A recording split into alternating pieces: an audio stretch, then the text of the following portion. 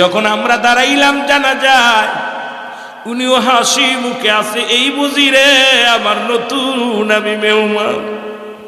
যখন কাঁধে করে নিয়ে গেছে গরস্থানের দিকে রে, মুর্দার টের পা শুরু করেছে, কান্না শুরু করে দিছে। ওই কবরে শোয়ানো পর ইমাম সাহেব বললেন, মনকার নেকির সওয়ালের জবাব দিতে হবে।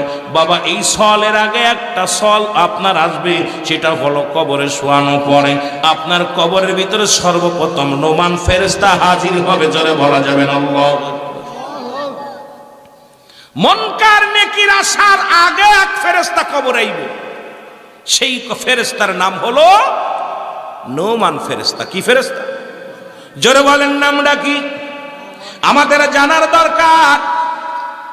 এই যে একটু আগে আমি একটা কথা বলতেছিলাম, জানাজারি যারা ফাঁকি দিলাম, আমার মন বলছে মাত্র 20 থেকে 25 জন জানাজারা নিয়ে জানেন, দোয়া জানেন, বাকিগুলো সবাই বোবা মানুষের মতো দাঁড়ায় আছেন।